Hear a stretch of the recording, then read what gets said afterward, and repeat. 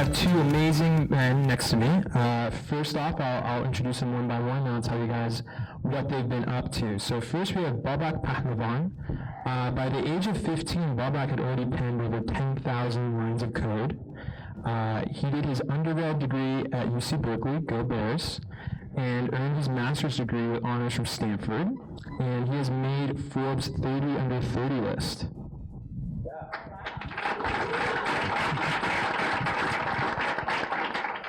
Next, we have Nima Askabegi. Nima also went to Stanford. He's a self-professed deep thinker in Google machine learning and data mining technologies. If you're anything like me, if you try to look up his thesis and read it, you won't understand any of it. But I'm sure it's very, very correct, and it's amazing. Together they built CleverSense. This is a really cool recommendation engine that was very context specific to where you were, that would recommend, restaurants and stuff like that. Not only did they like it, but Google liked it a lot, and Google acquired CleverSense back in 2011. And since then, they both actually thrived at Google. Babak right now is a director of product management at Google Analytics. Nima is a tech lead manager at Google. So, very impressive guys. So, welcome. So, we're a bunch of nerds. Translation. Yes, but successful nerds. the best kind of nerd. So let's talk a little bit about your background. Obviously, you both kind of grew up in Iran. Let's hear a little bit about that and how that kind of impacted you on your journey to being an entrepreneur.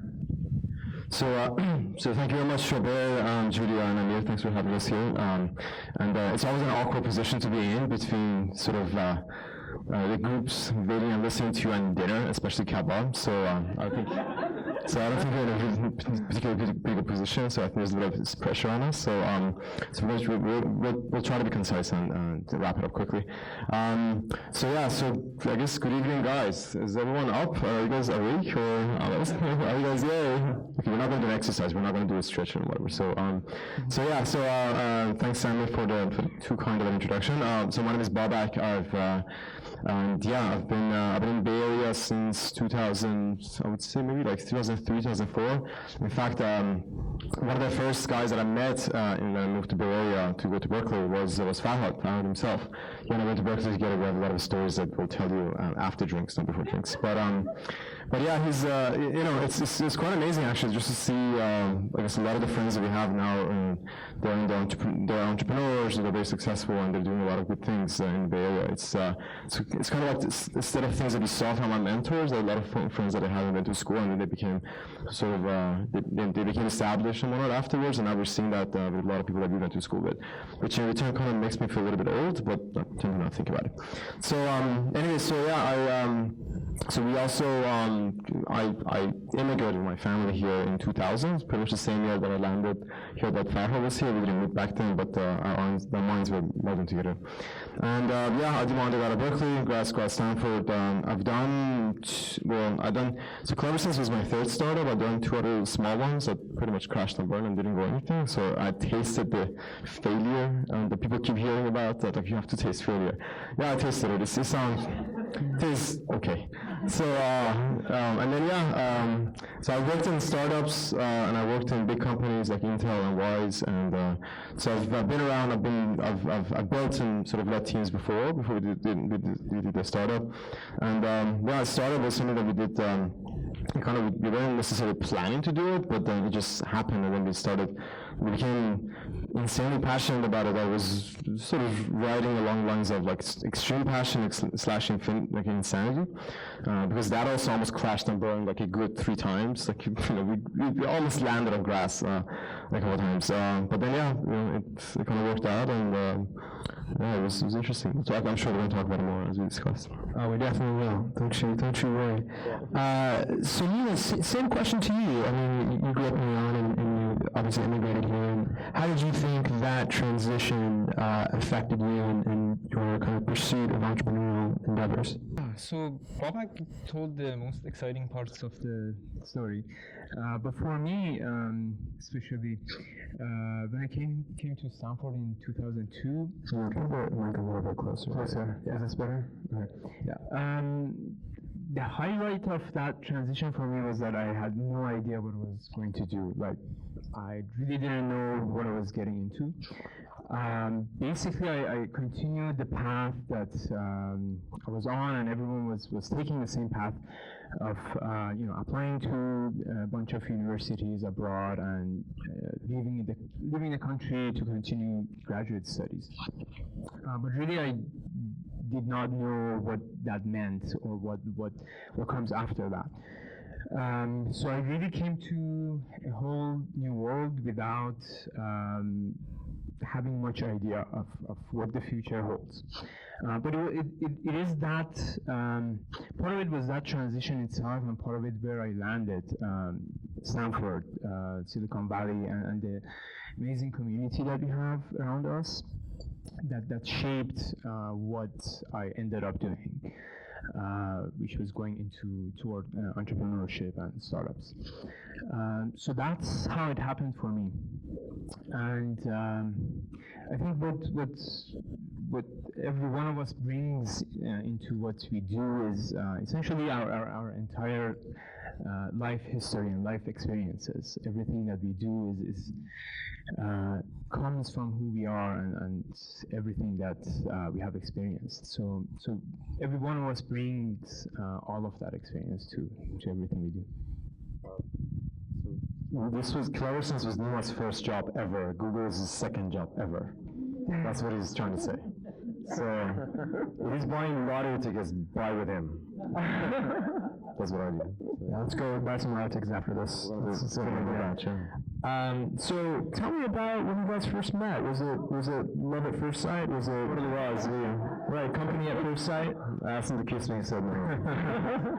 Still says no. Yeah, no. I guess I can just talk about it. So it was also Stanford. There was we had this there's this group PSA Persian Student Alliance at Stanford, and there's this business alliance component of it, which the group's goal was to put together like business meetings and business invite like business leaders in the community, and then have them to keep talks and whatnot. So we had already done one of those, and then I was in it was a meeting where we were talking with the second version of this, and then all of a sudden, perfect. And then we ended up, so it was in that meeting, we had like 30 or 40 people in that room. It was a crammed room, and people were going around and they were talking about like, so what's your plan? What's your sort of next? What are the things you're passionate about? What are the things you want to do in the future and whatnot? And then it was just basically me and like I think 2 or 3 people were talking through the entire time. And then I was talking also about the companies that I've done and what's happened, and then also like this set of things I want to do next, and then also.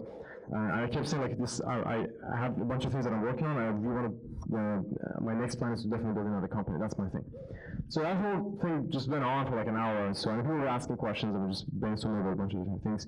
And then when it ended, there was this guy who came up to me, and then I'd never noticed him in the room, never said a word, just took notes. And then and he said, "Hey, I'm really good at machine learning and AI. So if you want to do a company just that's in line with those things, just let me know. I'm game. My name is Nima." And he gave me his phone number. So I got his number. Or he gave it to me. But it was not the best part of the whole night. It got better. So no, but it was it was good. So I'm like, well, so that's fine. So who's this guy? Like, I don't know him. So but then it was this a couple weeks later. There was this business plan competition on campus, and the prize of the competition was that you would get FaceTime with 10 VCs. Basically, it was a VC speed dating. So I was working on this thing, and I called him up. I kept his number in my pocket, actually. Back then we didn't have smartphones, so I had his number scribbled somewhere. And then I called him and said, "I'm working on this thing. It's sort of in line with machine learning and AI. Actually, that's the thing that I need and I need us to actually partner. And then he's like, yeah, just come over. And then we went to his office. We both had an office on campus, but then I went to his office, and then that was the first of many, many other all-nighters that we pulled together. So that night we stayed up till like 7 a.m. We put together a presentation, we submitted it, we won the competition, and after that, then we got in front of a lot of VCs, and that's how the whole thing got just started rolling, right? That's pretty much how it was. And then this is end of 2007. This is end of 2007. That's when we met up. The ideas were forming, and iPhone had just come out, so we just had seen the first glimpse of the real smartphone and what it looked like. And yeah, it was cool. The presentation that we built was around pretty much what you guys see a lot of it in Google now. The idea that the world needs to go toward sort of in a notion that you have to, like, searching on mobile devices are becoming more harder and harder, but you have context and a lot of other signals. You can serve personalized recommendations in the real world, so you can predict users' query.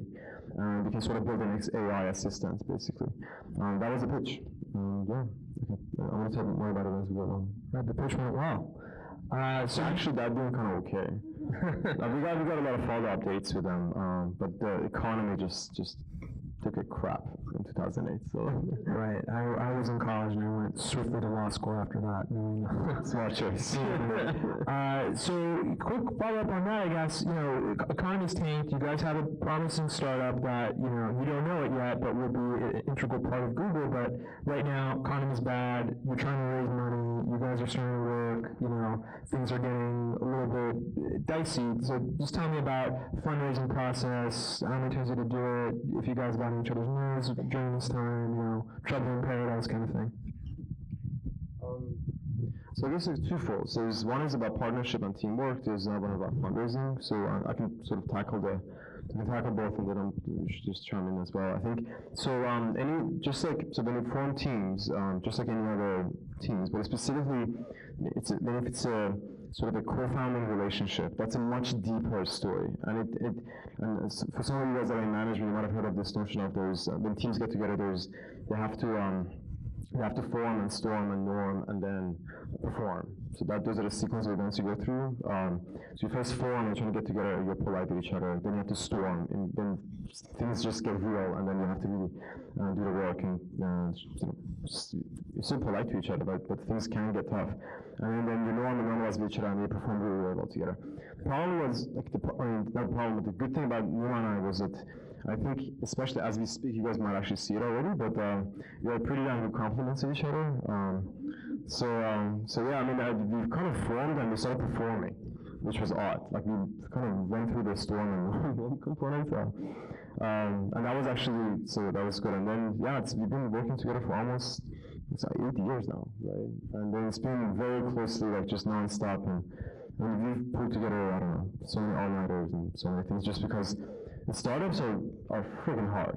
My hats off to all the people that are doing startups now and Fahar and the team. Startups it's a lifestyle, it's not a job. It takes more than I like what I'm doing and I want to build something. Like once you're actually in it, the pressure is insane. Also, timelines are extremely fast-paced, and it takes really good partnership to make it work. That's why we keep hearing that from VCs that are rather invest in A+ teams and B+ ideas. Because ideas are, frankly speaking, they're almost worthless. You can have the best idea in the world, but it comes down to execution, and who's going to execute is the team. And then the nucleus, the central piece of the company are really the founders. And that's that. But I'm going to tackle back on the fundraising quickly. Also related to that it has actually been a lot of fun, like in ups and downs both. I think that's actually one of the most important things, that we had a lot of fun spending time working on something together and many hours, and both the good times and bad times, it was just a lot of fun. Yeah, you can't be in it for the money. It sounds like cliche and kind of BS when you talk about it, but it's just there's so many things that can go wrong when you're doing a company that you have to have the passion for it. You have to like the people that you're around with. So you have to enjoy the fact that you're next to them all the time, because you're going to spend more time with them than you're going to spend with your family. So they practically become your family. So, but yeah, it's pretty cool. But choose your partners wisely. You definitely have to complement each other. if you have two orange characters in a room, or if you have two blue characters, I don't know if you're familiar with the color scheme of discarding personalities, but if you have two alphas in a room and like two or like not too many alphas in a room, it all can create all kinds of issues. But yeah, on the fundraising, Right, yeah, you said it was not about the money, but let's hear about the money. let's hear about money. So yeah, that part is also fun. Our situation was especially maybe at the beginning, especially was pretty hectic.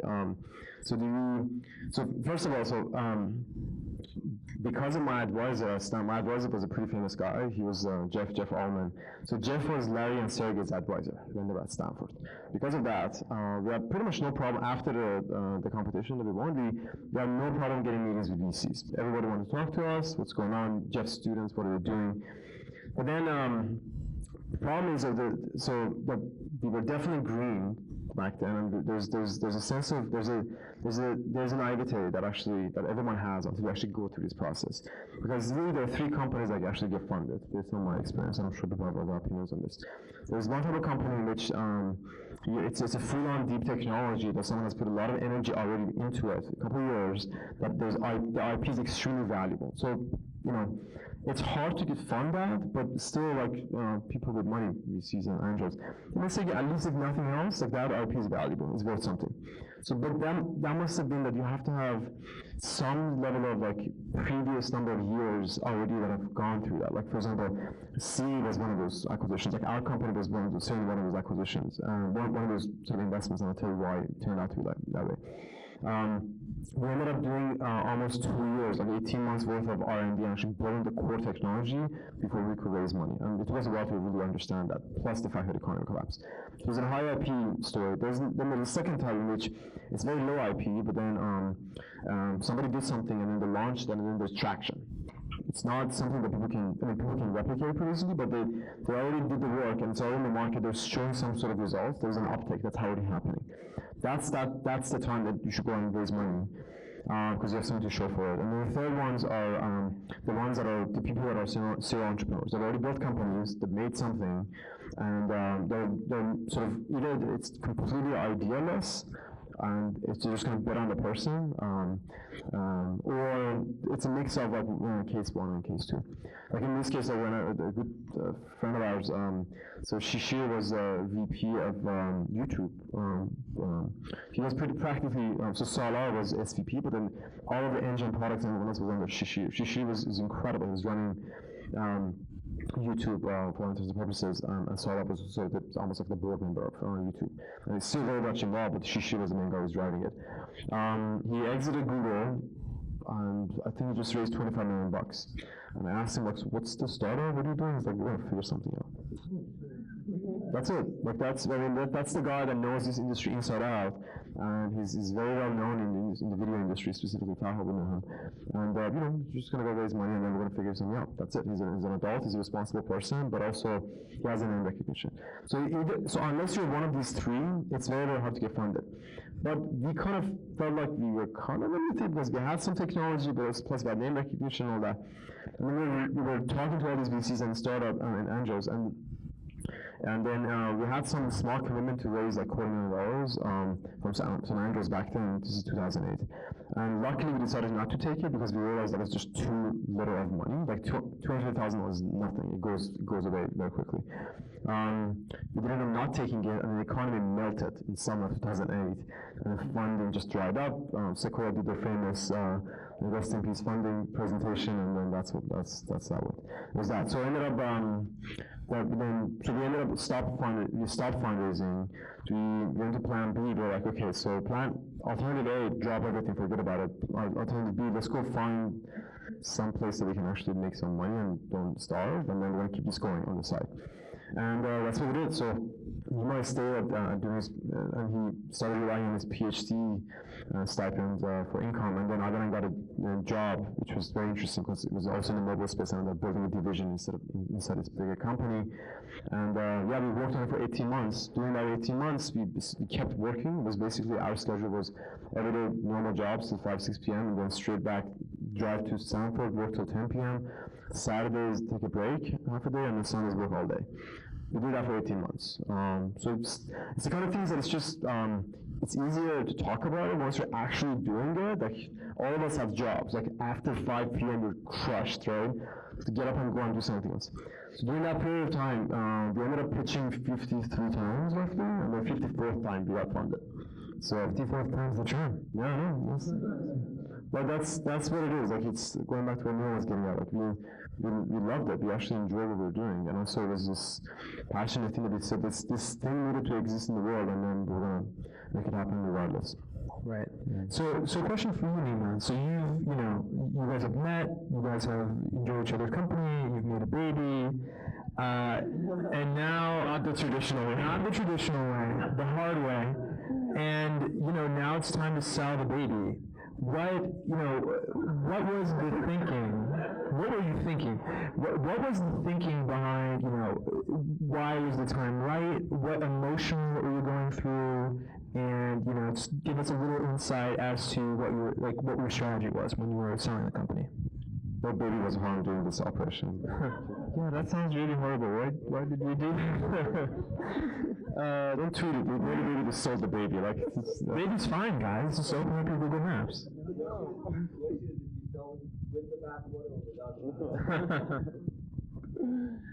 Yeah, well, when you sell the company, baby, you really sell it with the bathwater, so there's nothing left. Well, so we're not actually looking to sell the company. We're actually raising the second round of funding, and we were pretty much done with the whole process of the second round of funding. And we're really excited to continue and develop a lot more for the next couple of years. That's what we were really passionate for. Like, we really loved what we were doing, and that was just the beginning, actually, for us. So some of you guys may notice already, but good companies are not sold; they're bought. There's a big difference. The way the whole thing started getting into motion was we were in the middle of raising a Series B, and then I had a BD meeting with Groupon, the head of the SVP of the BD and M&A at Groupon, and then we were supposed to talk about how to do a BD deal to actually innovate our technology inside their systems for the personalizations, which they had known. And 5 minutes into the meeting, I had all these presentations made. I was just coming up with plans and partnership ideas and whatnot. And then after 5 minutes into the meeting, he's like, "Forget all that. I'm here to buy you guys. Like, freaking BD." I'm like, "Okay, so hang on. Let me just first pick up my jaw from the floor, and then we'll just talk about it." So and then I postponed it. I'm like, "Well, I'm not ready to talk about it. We postpone it," which is lesson number 1. Never ever proceed in a meeting when you were unprepared for it.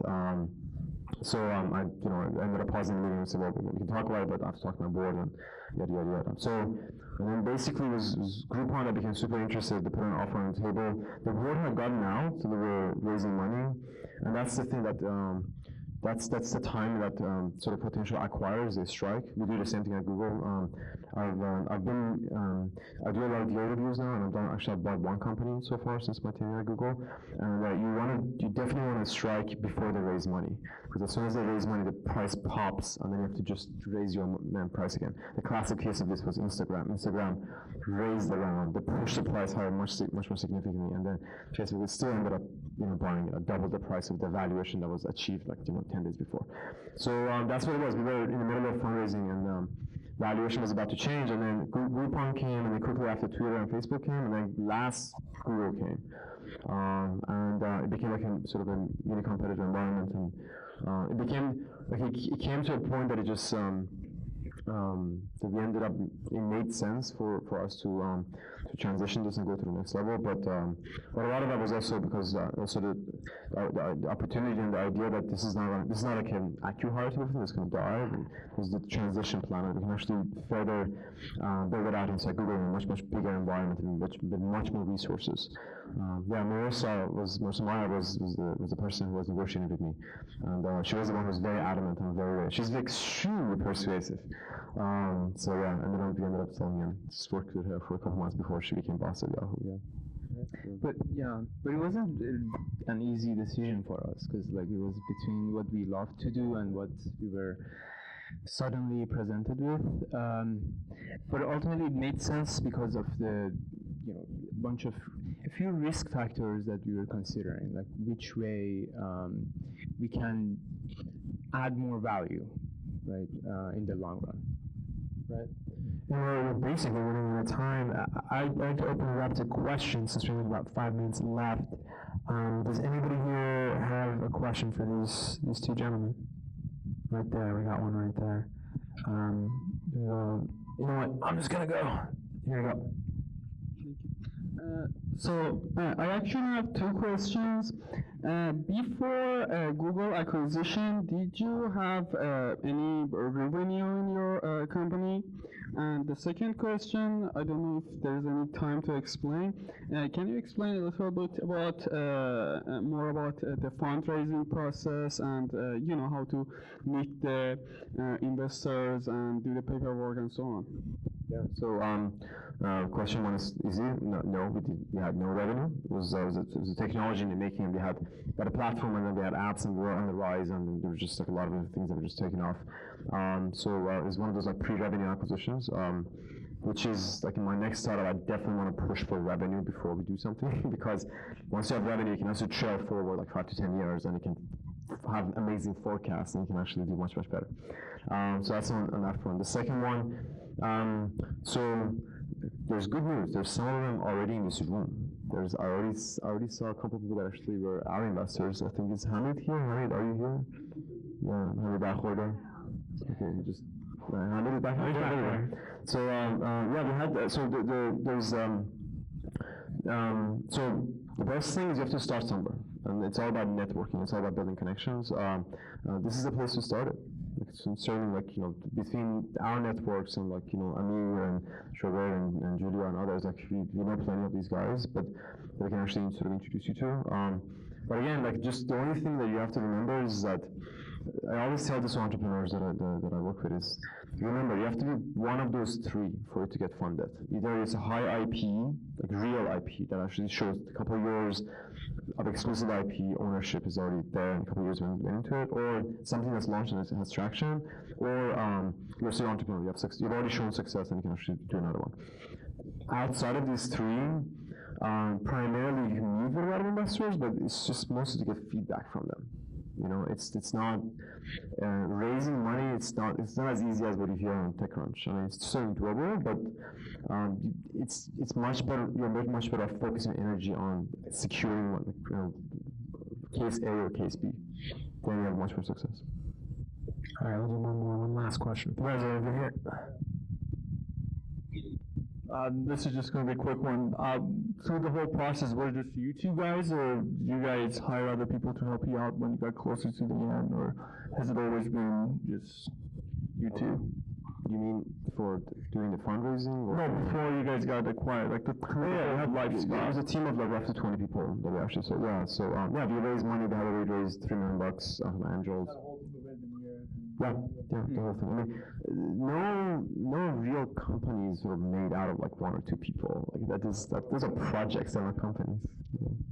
Okay, but for a long time it was only the two of us before we raised money. Yeah, while we were going through that, we had a lot of hiring and firing that was going on,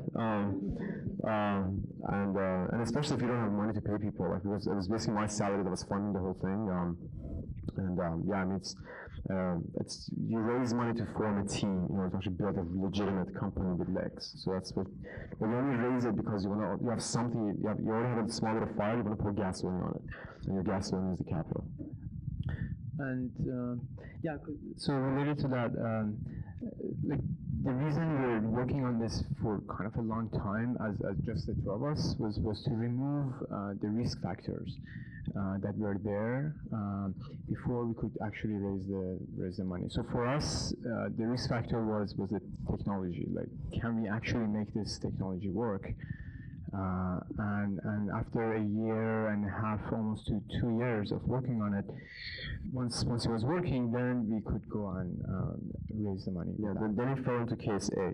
Basically, there was real IP that was built. We showed that you can actually do real-time machine learning on the fly, and yada yada yada. So we did that. So we worked on it for 18 months. We bootstrapped the company, and since the time that we raised our first round till we got acquired was roughly 18 months. So it was relatively quick. But it's an interesting journey. But the thing is, you really have to have this, itch. I highly recommend that. I mean, it sounds like you really have to think about this. This is, again, it's a lifestyle. It's not for faint of heart. You have to be very comfortable with failure. You have to be very comfortable. You have to be extremely adaptive, and you have to love it. You have to enjoy it. You have to enjoy everything about it. Otherwise, it's a very gut-wrenching, like soul-sucking experience if you don't quite like it. So.